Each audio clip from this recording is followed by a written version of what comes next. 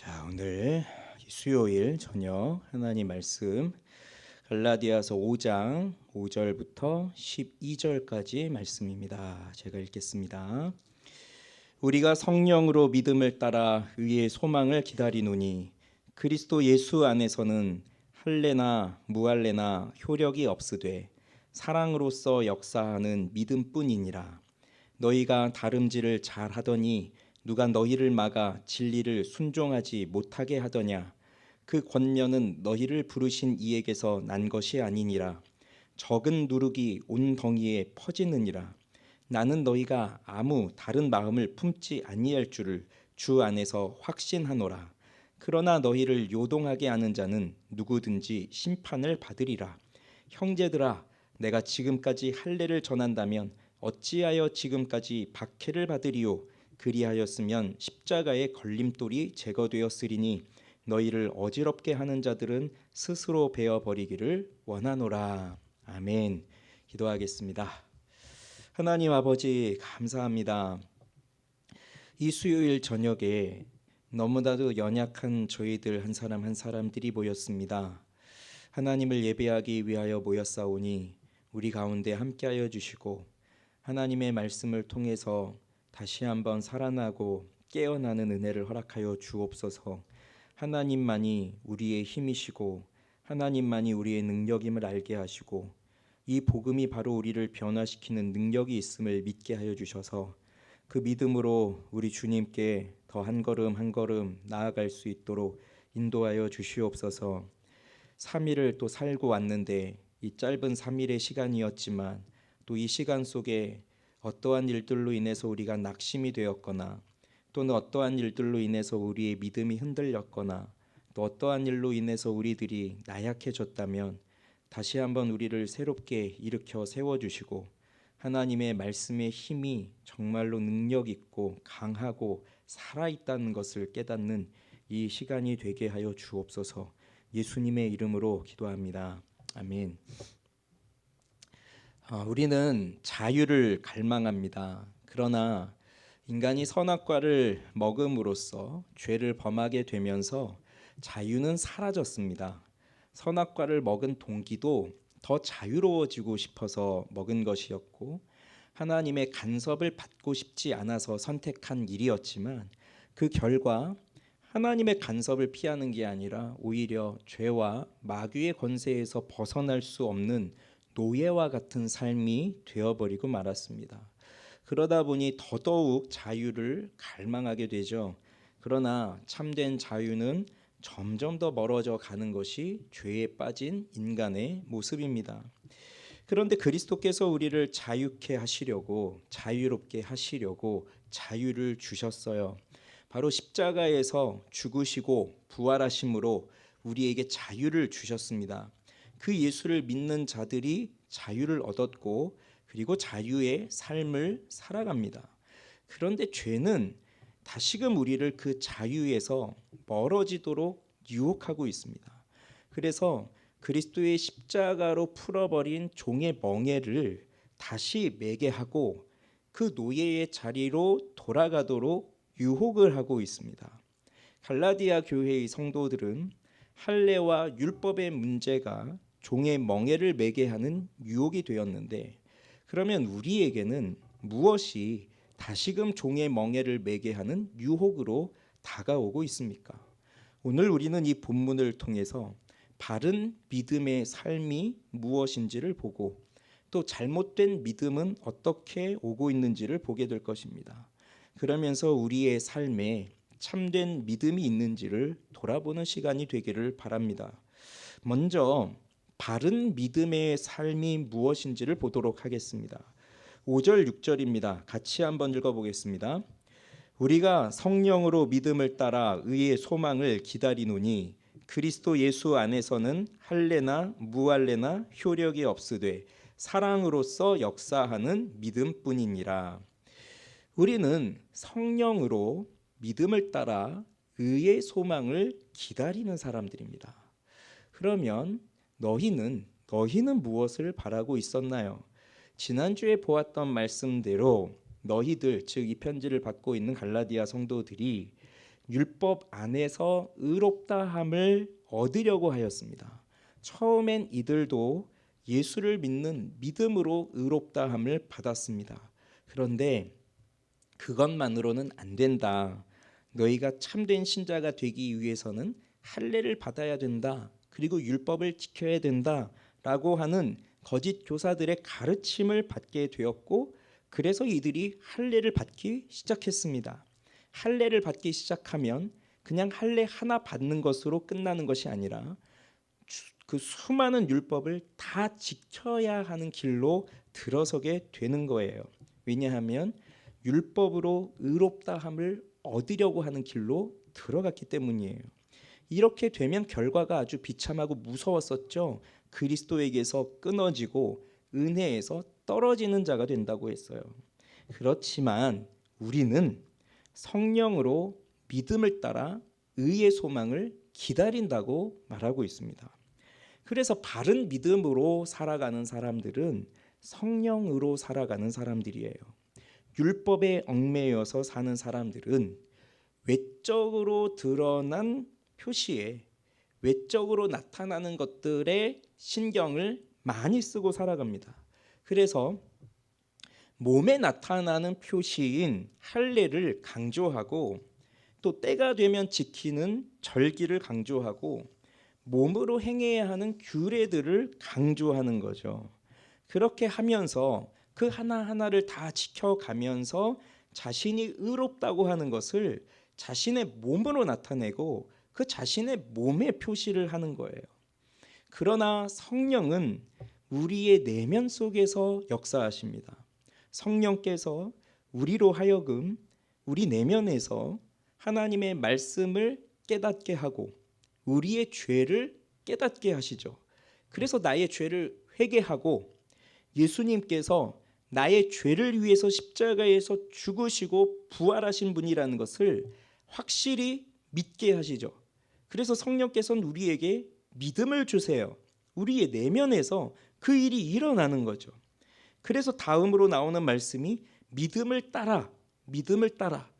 이건 그냥 믿는다고 말만 하는 것이 아니라 또 무엇인지도 모른 채 그저 아멘만 하면 된다고 하는 그런 맹목적 신앙이 아니라 이 믿음은 확실하게 예수 그리스도를 믿는 믿음이에요.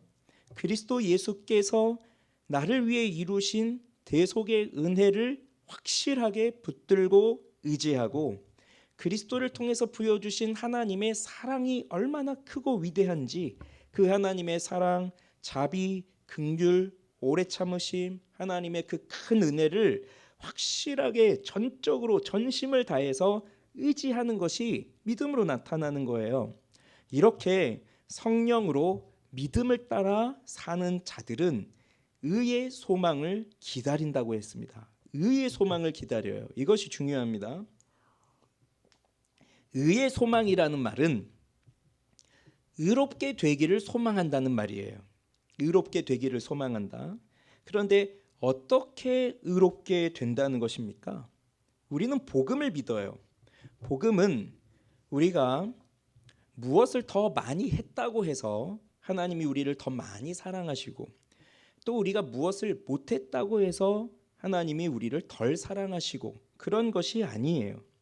그래서 율법을 행할 의무에서 벗어났다고 해서 율법을 지키지 않아도 된다는 것도 아니고 또 율법을 어긴다고 해서 하나님이 우리를 버리시는 것도 아니고 율법을 지킨다고 해서 하나님께서 우리를 받아주신다는 것도 아니에요. 복음의 의미를 잘 이해하고 있어야 돼요. 우리는 율법을 행하기 이전에 이미 믿음으로 의롭다함을 받았습니다. 그리고 그 의롭다함을 받았다는 근거는 내 안에 있는 것도 아니고 내가 행한 행위들, 내가 행한 율법의 행위들, 내가 행한 무슨 선한 일들 그런 것들로 의롭다함을 받은 근거도 아니고 오로지 그리스도 예수께 있는 거예요. 그리스도 예수께서 이루신 그 의에 근거가 있는 거예요. 이렇게 우리가 의롭다함을 받았습니다. 그런데 우리가 실제로 살아가다 보면 그런데 우리는 완벽하게 의로운 자로서 살아가지는 못하고 있어요. 우리는 여전히 죄를 짓고 있습니다. 오늘도 죄를 지었습니다. 오늘도 나의 죄 때문에 씨름을 하고 마음이 아프고 또 변하지 않는 나 자신을 보면서 실망하고 이런 삶을 우리가 살아가고 있죠. 그렇지만 우리 안에 거하시는 성령께서 우리를 점점 더 거룩하게 하도록 변화시켜 주시고 우리가 더욱더 의롭게 살아갈 수 있도록 날마다 힘을 주시니, 은혜를 주시니, 그래서 우리는 의롭게 될 것을 또한 기다리면서 살아가고 있어요. 그리고 이렇게 의롭게 된다는 것도 오직 믿음을 통해서입니다. 믿음을 통해서. 왜냐하면 하나님께서 우리에게 베푸신 믿음은 단순히 우리를 의롭다라고 칭할 뿐만 아니라 실제로 의롭게 살아갈 수 있게 하는 힘이 있기 때문이에요. 그래서 지금 여기 이 갈라디아 성도들이 속고 있잖아요. 너희가 의롭다함을 받기 위해서는 율법을 지켜야 한다. 그래서 율법을 지키려고 온 힘을 다하고 있어요. 몸부림을 치고 있어요. 그런데 그건 실패할 수밖에 없단다. 너희가 그렇게 몸부림치고 너희가 그렇게 고생하면서 율법을 다 지키려고 해도 너희는 실패할 수밖에 없다. 너희가 정말 의롭게 되고 싶다면 그냥 의의 소망을 기다리거라. 그걸 말해주고 있는 겁니다. 그걸 가르쳐주고 있는 거예요. 근데 소망이라고 하는 것은 앞으로 일어날 일에 대한 소망이잖아요. 그러니까 기다리는 거죠. 앞으로 일어나게 될 일이니까. 그런데 소망이라고 하면 우리는 희망사항 정도로 생각하기가 쉬워요. 그러니까 우리 일상 속에서 어떠한 소망을 가졌을 때 그냥 그게 이루어지기를 바라는 거죠. 예를 들면 내일 여행을 가는데 날씨가 참 좋으면 좋겠구나라고 하는 그 소망을 가져요. 그런데 우리가 그 소망을 가진다고 해서 날씨가 무조건 좋을 건 아니잖아요. 좋을 수도 있고 안 좋을 수도 있지만 우리는 좋기를 바란다. 그런 소망을 가지고 기다리고 있어요. 그런데 성경에서 말하고 있는 이 소망은요, 그런 정도의 소망이 아니에요. 여기서 말하는 이 소망은 그 소망에 대한 확실한 증거가 있어요. 그리고 그것에 대한 확신이 있는 거예요. 그리고 그 일은 반드시 이루어지는 거예요. 그게 다른 거예요. 그냥 우리는 세상에서 살면서 이렇게 되면 정말 좋겠다 이런 마음을 갖는데 될 수도 있고 안 될 수도 있지만 성경에서 약속하고 있는 이 소망은 반드시 된다는 거예요. 반드시 된다는 확신과 증거가 있다는 거예요. 절대적 확신이에요. 그러니 반드시 이 일이 일어날 것이다 라는 것을 확신하고 그러니 그것을 기다리고 있는 거예요. 의의 소망. 의롭게 된다라고 하는 그 소망, 이 의롭게 되는 일이 반드시 이루어진다. 그러니 우리는 그것을 기다린다. 그런데 우리가 의롭게 되기 위해서 우리가 무언가를 노력하거나 나의 공로를 더 쌓아서 내가 더 의로워진다. 이게 아니라 의롭게 된다는 것이 이미 이루어졌고 또 지금 오고 있다는 것을 바라고 기다리고 있는 거예요.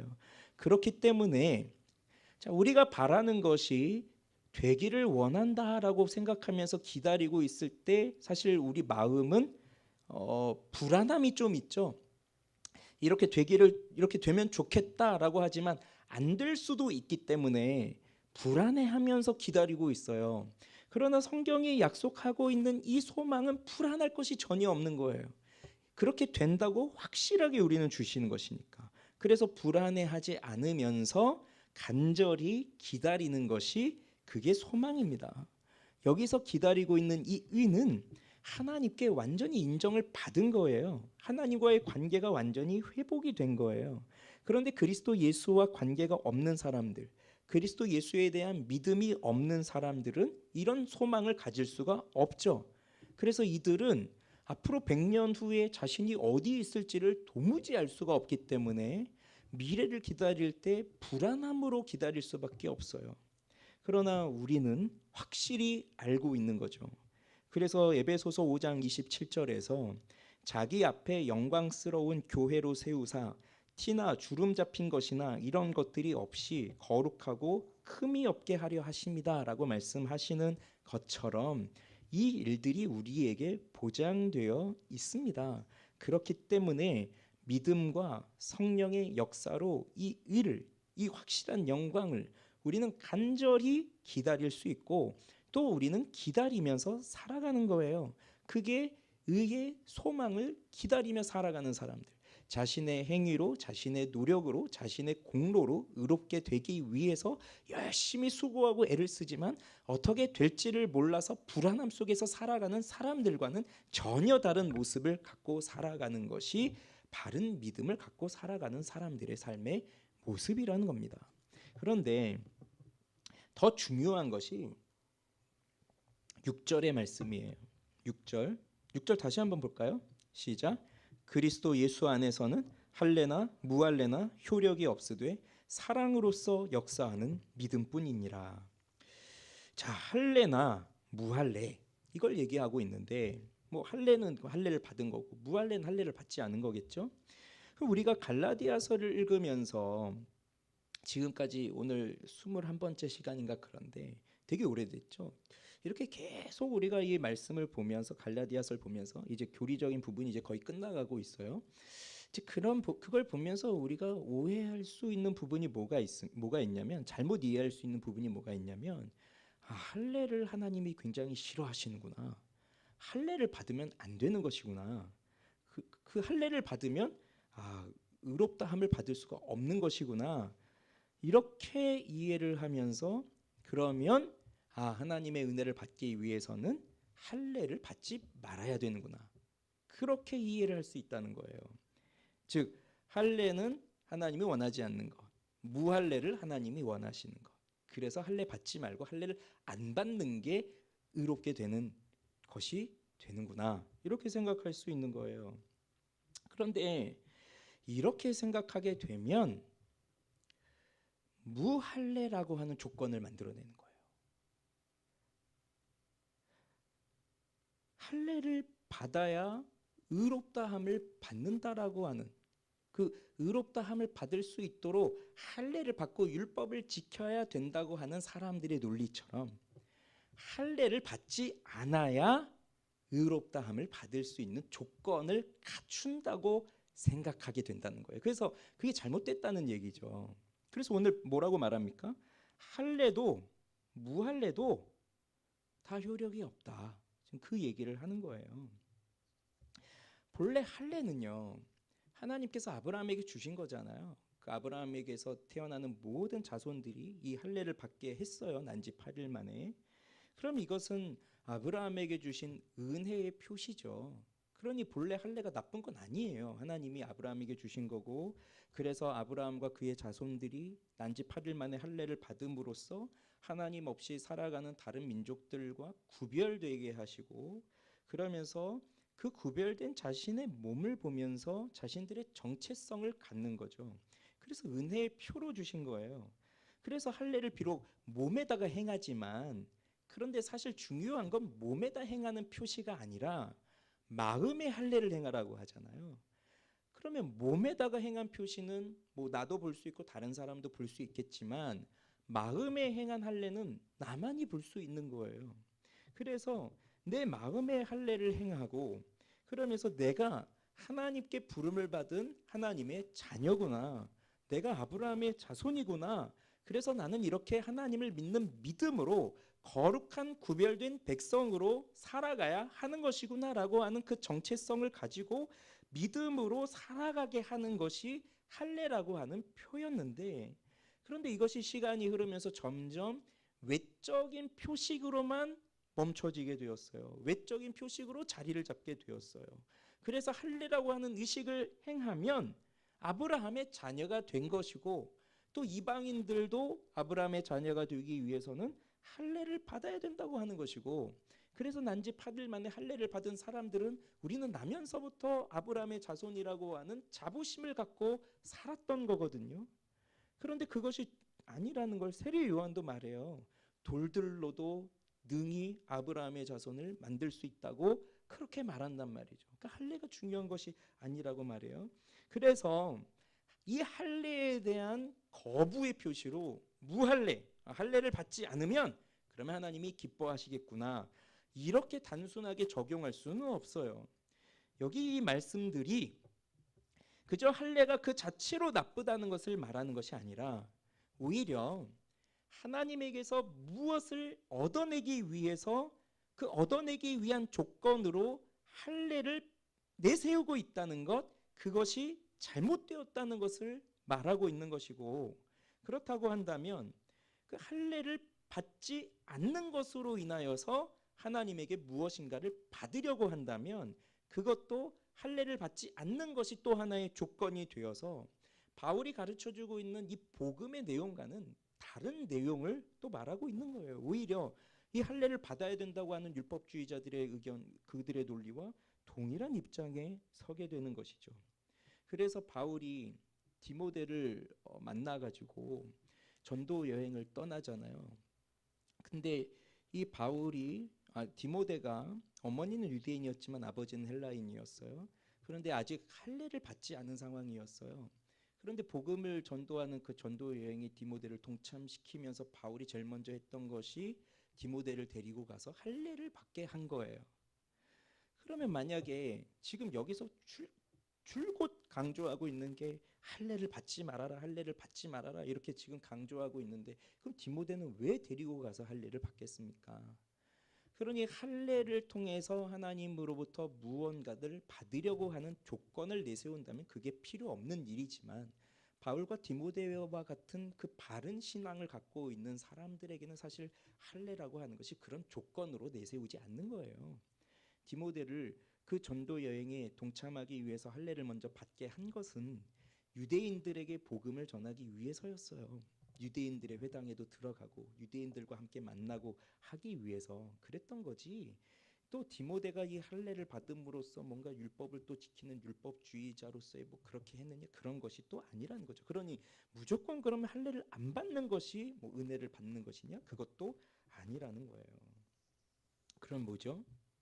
할례도 무할례도 다 효력이 없다. 효력이 없다는 말은 쓸모가 없다는 말이에요.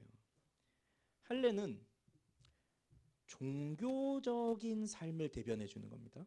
그러니까 종교적 율법을 지키면서 사는 그 도덕적 행위를 대변해 주고 있는 거고, 무할례는 반대예요. 종교 없이 도덕적이지도 않게 그냥 자기 마음대로 사는 것들을 대변하고 있는 거예요. 그렇다고 말한다면 할례도 무할례도 쓸모가 없다고 한다면 종교적으로 율법을 열심히 지키고 도덕적으로 무언가를 열심히 지키면서 살아가는 사람들도 효력이 없고, 또 그거 무시하고 그런 종교적인 행위들을 무시하고 도덕적 행위들을 무시하고 그냥 내 마음대로 살아가겠다, 비종교적으로 살아가겠다, 이렇게 살아가는 사람들도 효력이 없다는 겁니다. 무엇에 효력이 없는 것일까요? 무엇에? 종교적으로 열심을 다해도 하나님과의 관계가 이어지는 데는 쓸모가 없고 하나님 앞에 의롭다고 인정을 받는 데에도 쓸모가 없는 일이고, 그렇다고 해서 반대로 종교도 없이 율법도 없이 내 마음대로 살아간다고 하여 그것이 그럼 하나님과의 관계를 회복하고 하나님으로부터 의롭다함을 받을 수 있느냐? 그것도 아니다. 왜요? 종교 생활도요, 잘 들여다보면 자기 이익을 위해서 하는 겁니다. 내가 하나님 앞에 무언가를 받아서 그게 영생이 됐든 뭐 이 땅에서의 축복이 되었든 무엇이 되었든 간에 그렇게 종교적인 행위를 열심히 하는 것도 내가 하나님으로부터 무언가를 받고 또 사람들에게 인정을 받고 명예를 받고 그렇게 해서 축복을 받고 뭔가 그렇게 잘 되어가고 싶어하는 자신의 기본적인 욕구가 그 중심에 있기 때문에 종교적인 행위로도 사실 하나님께 갈 수 없는 것이고, 무종교, 종교 없이 그냥 내 마음대로 살겠다 하는 것도 뭡니까? 누구에게 간섭을 받지 않고 신에 의한 간섭도 받지 않고 뭐 세상에 뭐라고 말하든지 상관없이 그냥 내가 내 마음대로 살겠다 하는 것도 지극히 자기 중심적으로 자기를 사랑하는 마음속에서 살아가는 것이기 때문에 종교도 무종교도 도덕적인 행위도 비도덕적인 행위도 중심은 다 자기 자신을 향하고 있어요. 그러니 하나님과의 관계가 회복될 수 없는 거죠. 그렇게 사는 사람 하나님이 의롭다고 인정해 줄 수가 없는 거예요.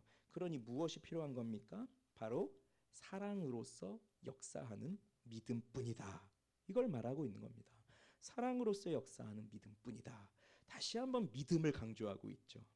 그러니 이 땅에서 참된 신자로 살아가기 위해서는 바른 믿음이 필요한 거예요. 할례, 무할례 이게 중요한 게 아니라 참된 믿음이 중요하다는 겁니다. 그러면 이 사람이 또는 내가 참된 믿음을 가지고 있다는 것을 어떻게 확증할 수 있을까요? 어떻게 증거할 수 있을까요? 바로 사랑으로 역사하는 믿음. 사랑이라고 하는 거예요. 사랑. 우리가 정말로 하나님을 알고 예수 그리스도를 우리의 구주로 믿고 있다면 반드시 우리의 사랑이 우리 자신을 향하는 게 아니라 하나님을 향하도록 되어 있습니다. 그게 큰 변화죠. 그래서 우리 지난 주일에 데살로니가 교회 성도들을 보면서 믿음의 역사와 기억나시죠? 믿음의 역사와 사랑의 수고와 소망의 인내를 봤었잖아요. 오늘도 연결되고 있는 거잖아요. 믿음으로 사랑으로 역사하는 믿음. 믿음은 가만히 있는 돌멩이가 아니라고 했잖아요. 믿음이 있으면 반드시 움직여요. 일을 해요. 변화를 시켜요. 그런데 그렇게 나타나는 것이 곧 사랑으로 나타난다는 겁니다. 사랑으로 나타나는 거예요. 그러니 여기서 우리가 중요한 교훈을 깨닫는 것입니다. 하나님의 뜻을 행하는 것, 그것이 율법을 지키는 것이든 무엇이 되었든지 간에 무엇으로 시작이 되느냐? 하나님을 사랑하는 것에서 시작이 되는 거예요. 누군가를 사랑하는데 예를 들어서 남녀가 사랑하고 있어요. 근데 남자가 여자에게 사랑 고백을 해요. 내가 당신을 사랑합니다. 그래서 자매가 물어요. 왜 사랑해요? 당신 아버지가 부자니까요. 그 돈이 다 당신 것이 될 것이고 내가 당신과 결혼하면 그 돈은 다 내 것이 될 테니 내가 그래서 당신을 사랑합니다. 이렇게 고백을 하면 그 자매의 입장에서 이 사람이 정말로 나를 끔찍히도 사랑하는구나. 이 사랑은 정말 진실하구나. 이렇게 생각하겠어요? 내가 사랑받고 있다고 생각하겠어요? 전혀 아니겠죠? 무슨 생각을 하겠어요? 이 사람은 돈 때문에 나를 이용하고 있구나. 이 생각밖에 들지 않는 거죠. 우리가 하나님을 향하여서 사랑한다고 하는데 만약에 이와 같은 식으로 하나님을 사랑하고 있다면 그래서 내가 율법을 열심히 지켜요. 도덕적인 행위들을 열심히 해요. 그렇게 하면서 내 행위를 통해서 하나님께 의롭다함을 받으려고 한다. 그래서 하나님께 인정을 받고자 한다. 그럼 이것은 결국 자신의 의로움을 나타내기 위해서 하나님을 이용하는 것이 됩니다. 그래서 내 행위로 구원을 받는다고 하는 것은 나의 노력으로 구원을 받는다고 하는 것은 하나님께 무언가를 얻어내고자 위해서 얻어내기 위해서 하나님을 위해서 일한다는 거예요. 그러니 순수하게 하나님을 진실하게 사랑하는 마음에서 하나님을 섬기는 것과는 다르게 되는 거죠. 여러분 자녀들을 생각해 보세요. 엄마로서 자녀들이 뭔가를 얘기를 하잖아요. 뭔가를 요구를 해요. 뭔가를 사달라고 뭐 한다고 해봅시다. 그럴 때 엄마로서 그 자녀들의 아이들이 요구하는 것을 매몰차게 딱 거절할 수 있나요? 그럴 수는 없을 거예요. 뭔가를 사달라고 하는데 뭐 사주든지 안 사주든지 그건 뭐 둘째입니다. 그건 뭐 별개인데 근데 마음에서는 어떻게 되죠? 사주고 싶은 마음이 들어요. 또는 안 사줄 때도 동일한 이유가 있는 거죠. 왜 그런 거죠? 그 속에서 사랑이 흘러넘친단 말이에요. 사랑이. 예. 얼마 전에 우리 막내가 서점에 갔는데 책을 하나 사고 싶대요. 이 7살짜리 아이가 무슨 책을 보고 싶어 할까요? 흔한 남매. 흔한 남매 아세요? 흔한 남매 모르세요? 흔한 남매라고 있는데 유튜브에 뭐 되게 많은데 책이 또 그렇게 나오더라고요. 근데 그걸 보고 싶대요. 근데 결론은 안 사줬는데, 근데 뭐 사주고 싶은 마음과 안 사주고 싶은 마음이 이렇게 반반 있었지만 뭐 결론은 안 사줬어요. 제가 생각하기엔 그렇게 유익한 것 같진 않아서 7살짜리가 보기에는. 그리고 비닐봉지로 이렇게 딱 포장이 돼 있어서 안에가 어떻게 되는지 볼 수도 없고, 그리고 제가 유튜브로 그거 봤을 때 그렇게 그닥 그렇게 보고 싶어하는 그런 건 또 아닌 것 같아서, 봐서 그렇게 좋을 것 같진 않을 것 같아서. 그런데 그 사달라고 하는 것 속에는 사랑하니까 사주고 싶은 마음도 들고, 근데 또 사랑하니까 이런 건 또 안 받으면 좋겠다는 마음도 들고, 그게 동시에 있는 거잖아요. 그 왜 그렇습니까? 사랑하니까 그렇게 가는 거예요. 그런데 뭔가를 이용을 하기 위해서 그런다? 그건 아니죠. 하나님을 이용한다? 그렇게 사랑한다? 그건 아닙니다. 그래서 사랑은 어, 처음에는 하나님을 통해서 무언가를 얻어보려고 했던 것이지만 복음의 의미를 분명하게 알았어요. 그러면 이제는 달라져요. 복음의 소망을 알고 나니까 이젠 하나님으로부터 무언가를 얻어내야 되겠다라고 하는 목적에서 하나님을 사랑하고자 하는 것이 아니라 그냥 말 그대로 하나님을 있는 그대로 사랑하는 거예요. 그게 복음이 주는 변화예요. 그래서 사랑은 내가 좋을 때만 하는 것이 아니라 수고가 따르는 거예요. 여기서도 아가페가 쓰여졌는데, 그래서 사랑으로 역사하는 믿음에는 자기 깨어짐이 있고 자기 부인이 있고 자기 죽음이 나타나는 거예요. 그러면서 믿음이 역사하고 있는 거죠. 그래서 이것이 바른 믿음을 가지고 사는 사람들의 모습이에요. 성령으로 믿음을 따라 위에 소망을 기다린다. 그런데 그건 바로 사랑으로 역사하는 믿음이다. 자, 그런데 바울은요 7절부터 잠시 흐름을 끊고 다시 한번 경고의 말씀을 줍니다. 7절 같이 읽어보겠습니다. 너희가 다름질을 잘하더니 누가 너희를 막아 진리를 순종하지 못하게 하더냐. 바울은 신앙생활을 흔히 달리기, 경주로 비유를 많이 해요. 달리기. 그러면 이 갈라디아 교회 성도들이 신앙의 달리기를 잘하고 있었습니다. 달리기를. 마라톤을 생각해 보세요. 그 달리기를 잘하고 있었어요. 그럼 복음을 잘 받아들였다는 얘기고, 그 복음대로 이제 살기 위해서 믿음으로 살아가는 그 삶을 살아가고 있었다는 얘기죠. 그런데 그렇게 잘 달려가고 있는 중에 생각지 못한 일이 일어나게 됐어요. 경기장에 누가 들어온 겁니다. 그러면서 방향을 틀어버린 거예요. 저도 마라톤 대회 처음 나갔을 때 걱정이 뭐였냐면, 그 전날에 계속 걱정되는 게 뭐냐면, 이게 길을 가는데 한 10km를 뛰어가는데 이게 길을 잘못 가면 어떡하지? 막 그런 생각이 자꾸 드는 거예요. 여기로 가야 되는데 딴 길로 들어서면 어떡하지? 꺾여지는 코너에서 딴 길로 들어서면 어떡하지? 뭐 괜한 걱정이었다는 걸 이제 대회 가보니까 알았는데, 뭐 곳곳마다 다 표지판 있고 그냥 사람들 가는 대로 다 따라가면 벗어날 일이 없고 페이스메이커들이 다 따라가니까 뭐 벗어날 일이 없는데, 그런데 언젠가 올림픽이었나 마라톤 경기에서 1등으로 달려가고 있는 사람이 있었는데, 갑자기 어느 관중이 확 뛰어들더니 그 사람을 확 밀쳐버렸어요. 그리고 넘어졌어요. 그래서 그 사람이 나타나지만 않았으면 이 사람은 분명히 금메달이었는데, 그렇게 하면서 페이스가 깨지고 나니까 물론 완주는 했지만 메달을 못 땄죠. 그런 식으로 누가 경기장에 난입해서 그 길을 막아버린 거예요. 지금 그걸 비유하고 있는 거예요. 이 갈라디아 사람들이 신앙의 경주를 제대로 가고 있는데 이 거짓 교사들이 들어와서 그 길을 막아버리고 바른 길이 아니라 잘못된 길로 틀어서 가게끔 그렇게 유혹을 했다는 겁니다. 그게 거짓 교훈이 들어온 거예요. 다른 복음, 우리 1장에서 봤었죠. 다른 복음이 들어온 거예요. 그런데 자, 우리는 오늘 이 부분에서 이걸 봐야 돼요.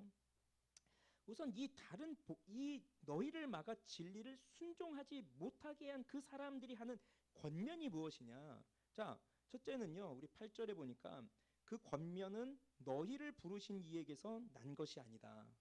너희를 부르신 이는 누굽니까? 하나님이죠. 그러니 이것은 하나님에게서 난 권면이 아니다. 자, 그런데 이 사람들이 교회 밖에 있는 사람들이냐? 그게 아니었어요. 교회 안에 있는 사람들이었어요. 그러니 우린 여기서 이걸 깨닫습니다. 교회에서 가르치는 것이라고 해서 다 진리는 아닐 수도 있구나. 이게 교회 밖에서 무슨 타종교에서 기독교 자체를 부정하면서 일어난 일이 아니에요. 그런데 이 다른 복음이 무서운 건 뭐냐면 아예 다른 데서 다른 걸 얘기한다면 우리는 분별하면서 아 그거 아니야 아니야 이렇게 말하겠지만 아주 세세한 부분만 수정하고 들어왔기 때문에 그게 무서운 거예요. 이 다른 복음을 전하던 사람들도 아 우리는 예수가 그리스도이심을 믿는다. 우리는 하나님께서 삼위일체이신 것을 믿는다. 우리는 이 성경도 정확한 하나님의 말씀인 것을 믿는다. 우리는 다 믿는다. 너희들이 다 열심히 하도 정말 이렇게 잘 믿으면 된다. 그런데 할례만 받아라. 할례 그거 하나만 받으면 돼. 이런 식으로 들어온 거예요. 이런 식으로. 그러니 우리가 믿고 있는 내용의 근본적인 것들을 다 흔들어서 그거 아니야 그거 아니야 라고 하면 우리는 그러면 우리는 자동적으로 깨어나서 야 너 잘못된 얘기하고 있어 오로지 예수 그리스도만이야 이렇게 하면서 가겠는데 너가 믿고 있는 것 너가 받아들이고 있는 것 너가 지금 행하고 있는 신앙생활 다 인정해 우리도 다 믿어 그런데 할례만 받아 이런 식으로 오니까 그게 위험한 거예요. 그렇게 아주 작은 부분, 아주 미세한 부분 하나만 건드렸는데 그것으로 나타난 결과는 곧 그리스도께서 아무 유익이 없어진다. 그리스도에게서 끊어지고 은혜에서 멀어진다. 이러한 결과로 떨어지게 된 거예요. 왜 그렇습니까? 이들의 기원이 하나님에게서 온 것이 아니기 때문에 그래요. 그렇기 때문에 하나님에게서 온 가르침이냐 아니냐를 우리는 분별할 수 있어야 돼요. 그게 교회에 다니면서 우리가 가지고 있어야 할 지혜라는 말이에요. 제가 설교를 하지만 저도 잘못된 이야기를 할 수 있고 누구든지 마찬가지예요. 우리가 교회를 다니고 열심히 섬기고 또 사람들을 가르치고 영혼들을 이끌고 하고 있지만 그런데 누군가가 잘못된 이야기를 세며시 할 수도 있는 거예요. 완벽하게 드러나는 잘못된 이야기가 아니라 아주 미세한 부분에서의 잘못된 이야기. 그렇기 때문에 뭐 저나 여러분이나 우리 모두는 다 경각심을 가지고 깨어 있어야 되죠. 다른 복음을 전하지 않도록 잘못된 것을 말하지 않도록 그래서 성경을 부지런히 보고 그리고 다른 정말 벗어나지 않도록 올바른 교리를 알고 성경의 말씀을 올바르게 알고 이런 것들이 너무나 중요해요. 그런데 우리들도 분별할 수 있는 지혜가 있어야 돼요. 그거 어떻게 할 수 있을까요? 가르침이 이게 정말 하나님의 성품에 맞는 것인가? 하나님의 속성이 나타나고 있는 것인가? 그런 것을 보면 돼요. 그럼 보십시오. 할례를 받으라. 그 목적이 무엇인지를 보면 되잖아요. 아, 너가 스스로 노력을 해서 구원의 길에 들어서라는 것이구나. 그거는 성경이 말하고 있는 하나님의 속성과는 다른 거잖아요. 하나님이 계획하고 있는 구원의 계획과는 다른 거잖아요. 그래서 세상은 자꾸만 우리로 하여금 너가 열심히 하면 잘할 수 있어, 잘 될 수 있어 이런 걸 가르쳐요. 심지어 뭐 요즘은 좀 덜하긴 하지만 과거에는 워낙에 교회 안에서도 물질적인 풍요로움을 많이 강조했기 때문에 뭐 심지어 목사님들이 설교하면서 그런 얘기도 했다고 해요. 여기 오신 여러분들 뭐 부흥회 특히 부흥회 같은 데서 여기 오신 여러분들 올 때는 티코 타고 오셨지만 갈 때는 BMW를 타실 줄을 믿습니다. 그럼 이제 다들 막 아멘 막 하고. 예. 예. 그러니까 올 때는 티코 알지?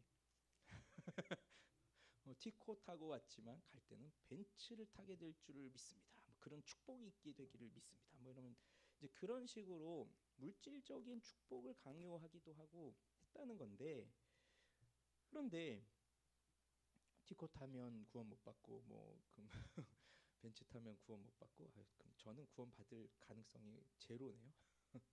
그 아니잖아요. 그러니까 그런 걸 분별할 수 있어야 되죠.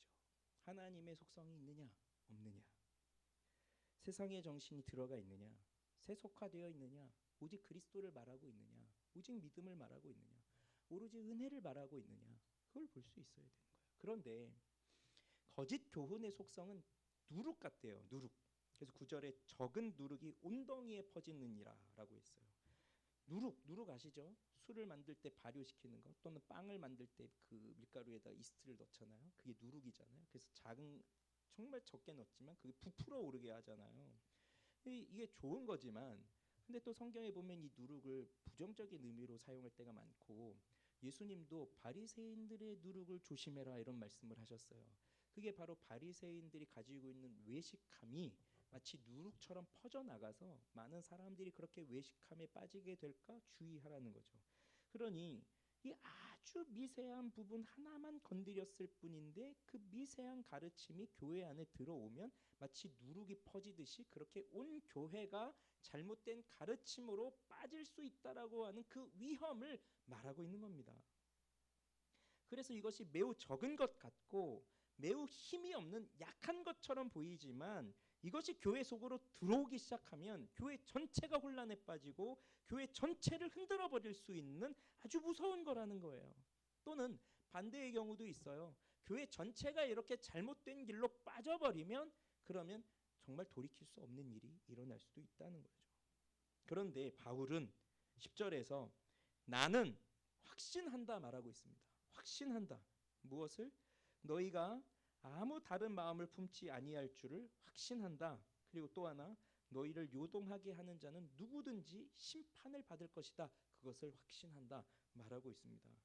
그래서 지금 이 갈라디아 교회 성도들을 향해서 너희들이 다른 길로 가지 않을 거라는 것을 확신한다고 하고 있어요. 왜 그렇습니까? 이 갈라디아 사람들이 뭐 잘해서 그렇습니까? 이들이 뭐 능력이 많아서 이제 잠시 이렇게 흔들렸지만 다시 돌아오게 될 것이라는 것을, 이들의 능력으로 돌아올 것이라는 것을 확신하고 있다는 겁니까? 아니에요. 주 안에서 확신한다고 하고 있습니다. 이것이 곧 우리가 가지고 있어야 할 믿음이에요. 우리는 하나님으로부터 부름을 받았습니다. 그리고 우리는 이렇게 신앙의 길을 가고 있습니다. 그런데 때로는 잘못된 길로 인도하려고 하는 시도들이 들어오고, 가끔씩 우리는 잘못된 길로 이렇게 한 발자국 벗어날 때도 있습니다. 그렇지만 하나님은 우리를 끝까지 그 길을 갈 수 있도록 인도해 주시는 하나님이세요. 그래서 우리가 그 길을 벗어나지 않도록 해주시는 분이 우리 하나님이세요. 그럼 이러한 믿음을 우리의 자녀들이나 또 우리가 복음을 전하고 있는 우리의 태신자들이나 그 섬기고 있는 양육하는 대상자들이나 이런 분들에게 적용을 해본다면, 지금은 당장 우리의 아이들이, 우리의 자녀들이 하나님 앞에 서 있는 것처럼 보이지 않을 때도 있잖아요. 벗어나고 있는 것처럼 보일 때가 있어요. 그럴 때 우리는 그 자녀들을 믿어줘야죠. 믿어줘야죠. 그런데 그 아이를 믿으라는 말이 아닙니다. 그 사람을 믿으라는 것이 아니에요. 무엇을요? 주님께서 일으켜 주실 것을 믿는다는 거예요. 사람을 믿으면, 우리 아이들을 믿으면, 그러면 우리는 뭐 믿는 도끼에 발등 찍히는 것처럼 정말 나중에 가서 후회할 수 있죠. 나도 죄인이고 우리 아이들도 죄인이니까 우리는 제각각 죄를 향해서 달려갈 수밖에 없는 인생들이었지만, 하나님이 나를 이렇게 올바른 길로 인도하여 주셨듯이 언약의 백성 가운데 있는 우리의 자녀들도 하나님이 분명하게 붙들어 주실 거라고 하는 그 확신이 있는 거예요. 바울은 그 확신으로 갈라디아 교회 성도들을 보고 있는 거예요. 그래서 주 안에서 확신한다고 하고 있고, 또 하나는 이 거짓 교사들, 자 1장에서도 다른 복음을 전하는 자는 그게 천사든지 아니면 나든지 누구든지 하나님의 저주를 받을 것이다 라고 말했던 것처럼, 오늘 여기서도 그들은 하나님의 심판을 받을 것이다. 그리고 너희를 어지럽게 하는 자들은 스스로 베어버리기를 원하노라. 그러니까 너희들은 아예 이 공동체에서 잘라져서 나가버리면 좋겠다. 지금 이런 말을 굉장히 강하고 격한 어조로 말을 하고 있는데, 이건 이들을 미워해서 하는 말이 아니라 정말로 하나님의 백성들을 향한 깊은 사랑의 마음에서 나오는 거예요. 그래서 존 스토트는 우리도 하나님의 백성과 하나님의 말씀을 바울만큼만 염려한다면 거짓 교사들이 세상에서 없어지기를 바랄 것이다. 그렇게 이제 말을 했어요. 이게 그렇게 하나님의 백성들이 갈라디아 성도들을 향한 깊은 사랑에서 나오는 말이에요. 그 거짓된 교훈을 가르치는 너희들은 잘라졌으면 좋겠다. 없어졌으면 좋겠다. 그래서 교회가 정말 온전하게 세워지면 좋겠다. 그 바람이에요. 근데 마지막으로 11절 보겠습니다. 11절. 자, 11절 읽읍시다. 시작. 형제들아, 내가 지금까지 할례를 전한다면 어찌하여 지금까지 박해를 받으리요? 그리하였으면 십자가의 걸림돌이 제거되었으리니. 아마도 어떤 이 거짓 교사들이 바울도 우리와 같은 생각일 것이다 이렇게 말한 사람들이 있는 것 같아요. 뭐죠? 같은 생각이라는 게 바울도 너희가 할례를 받는 것을 좋아할 것이야. 바울도 너희들이 할례를 받을 것을 권하고 있을 거야. 그렇게 말한 사람들이 있는 것 같아요. 그것에 대해서 바울이 반문하는 거예요. 자, 내가 지금까지 할례를 받으라고 말하고 다녔다면 그럼 내가 왜 박해를 받고 있겠냐? 율법주의자들한테 할례를 받아야 된다고 가르쳤다면 핍박을 받을 이유가 없다. 그러니 나는 할례를 받으라고 강조한 적이 없다. 즉 바울은 율법의 행위로 의롭다함을 받는다는 것을 전한 적이 없고 그리스도의 십자가를 믿는 믿음으로 구원을 얻는다는 것을 가르쳤고 그것을 전파했어요. 그래서 할례, 즉 율법을 전하지 않고 십자가를 전한다는 이유로 이 유대인들에게 율법주의자들에게 박해를 받았고 그래서 십자가는 사실 바울에게 박해를 가져다주는 걸림돌과 같은 것이 되었어요. 그런데 여기에 바로 진리의 특징이 있습니다. 바른 믿음의 특징이 있습니다. 바로 걸림돌이 있다는 거예요. 걸림돌. 바른 진리는 할례를 전하지 않죠. 그러니 어떠한 그 몸으로 나타나는 그런 외부적 표시를 말하고 있지 않아요. 또 어떠한 형식을 말하고 있지도 않아요. 바른 진리, 바른 교훈, 바른 믿음은 바로 십자가와 복음이에요. 그런데 이 십자가와 복음은 언제나 걸림돌을 가지고 있다는 겁니다. 걸림돌. 왜죠? 성경은 무엇을 말하고 있습니까? 복음은 무엇을 말하고 있습니까? 복음이 기쁜 소식이지만 정말 복음 속에 무엇이 있냐면 너 죄인이야. 너가 죄인이야. 너 회개해. 너가 거듭나지 않으면 너는 구원받을 수 없어. 너는 이 세상에서 쓸모없는 죄인이야. 너는 정말 구원받을 자격조차도 없는 죄인이야. 자, 이런 것을 말하고 있는 게 복음이에요. 그런데 세상의 사람들이 원하는 건 무슨 얘기를 듣고 싶은 겁니까? 종교를 통해서 듣고 싶은 말이 뭐예요? 위로받고 싶은 거죠. 잘하고 있다 격려받고 싶은 거예요. 그래서 오늘날의 기독교에서는 죄를 말하지 않으려고 하고 있죠. 죄도 뭐라고 하냐면 죄도 오죽하면 너가 얼마나 힘들었으면 그렇게 할 수밖에 없었겠니? 너를 힘들게 하는 저 사람 때문에 너가 저렇게 된 거야. 그러니 위로를 받아야 돼. 얼마나 힘들었니? 그러한 죄를 지을 수밖에 없는 인생을 살았으니 얼마나 힘들었겠니? 예수님이 너를 위로하신단다. 이게 오늘날에 말해주고 있는 죄에 대한 개념이란 말이죠. 그러면 걸림돌이 생길까요? 세상에 사람들이 거부감을 가질까요? 아니죠. 그런데 바른 복음은 너가 죄인이다. 너가 예수를 십자가에 못 박았다. 너가 회개하지 않고 너가 성령으로 거듭나지 않으면 너는 저 지옥에 떨어져서 하나님의 영원한 심판을 받아야 한다라고 말하고 있으니 세상의 사람들이 들을 때는 이 복음이 걸림돌이 될 수밖에 없는 거예요. 바울이 사람들이 좋아하는 말을 했다면, 그래서 사람들을 좋게 하는 식으로 말씀을 가르쳤다면 박해를 받을 이유가 없는 겁니다. 이 십자가의 걸림돌을 그가 가지고 다닐 이유가 없는 거예요. 그러나 그는 내가 사람들에게 좋게 하랴 하나님을 좋게 하랴, 내가 사람들에게 기쁨을 구하랴 하나님께 기쁨을 구하랴, 내가 사람들의 기쁨을 구하였다면 난 하나님의 종이 아니니라 라고 1장에서 말하였던 것처럼 그는 복음을 전했던 사람이에요. 그래서 그는 박해가 주어졌죠. 이건 바울만 그런 것이 아닙니다. 우리 예수 그리스도도 마찬가지였어요. 예수님도 환영받지를 못했어요. 하나님이 주신 구원의 방법이 사람들이 생각했던 구원의 방식과는 너무나 달랐죠. 메시아 오기를 간절히 기다렸는데 그들이 원했던 메시아는 강력한 그 영광스러운 힘을 가진 메시아였어요. 그러나 예수님은 아기로 오셨죠. 힘이 없었죠. 그런데 장성하여 어른이 되었는데 무슨 칼을 들고 나가서 적군을 물리치는 그런 전사의 모습은커녕 그냥 사람들에게 매맞고 채찍맞고 침뱉음을 당하고 나중에는 십자가에 달려 죽으시는 모습으로 죽게 되니까 사람들이 이해할 수 없는, 받아줄 수 없는 그런 모습으로 오신 거예요.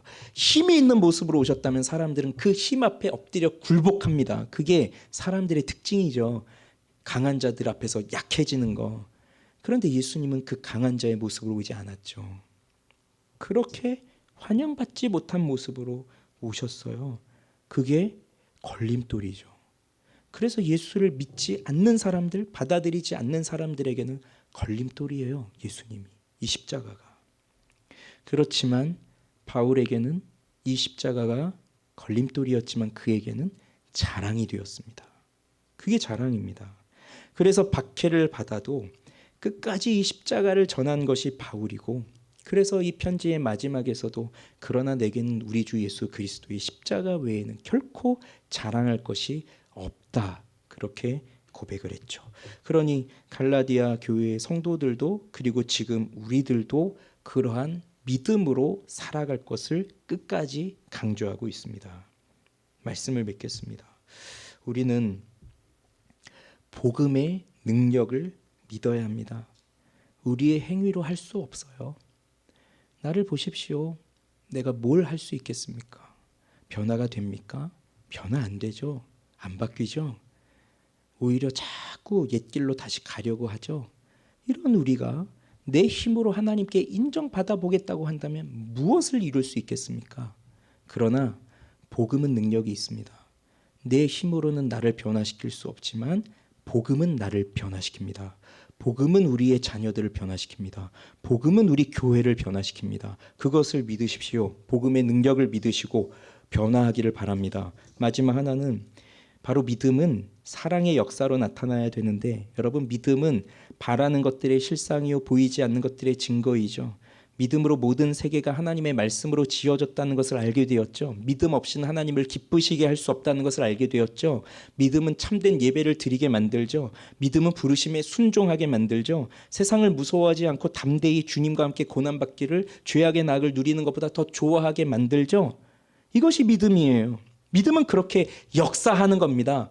힘을 나타내 주는 것이고 변화하는 것입니다. 그리고 이것이 곧 사랑으로 나타납니다. 이 사랑을 우리 주 그리스도 예수께서 우리에게 잘 보여주셨어요. 십자가에 달리신 그리스도를 생각해 보십시오. 그의 손과 발이 못 박혔습니다. 그 말은 손도 움직일 수 없고 발도 움직일 수 없었다는 얘기예요. 십자가에 못 박혔다는 것은 숨도 제대로 못 쉰다는 거예요. 그러니 감옥에 갇혔을 때는 그래도 그 좁은 공간에서 내 몸 하나는 움직일 수 있었겠지만, 십자가에 못 박혔다는 것은 손도 발도 움직일 수 없고 숨도 못 쉬는 그러한 자리에 섰다는 거거든요. 왜 그렇습니까? 우리를 사랑하시니까. 사랑의 역사로 나타난 거예요. 그리고 우리를 그렇게 하심으로써 자유를 주신 거예요. 그런데 왜 다시 종의 멍에를 매려고 하겠습니까? 그리스도 예수의 십자가만을 바라보십시오. 그러면서 그리스도께로 나아오십시오. 우리의 빛이요 소망이신 그리스도만이 우리의 힘입니다. 우리의 능력입니다. 기도합시다.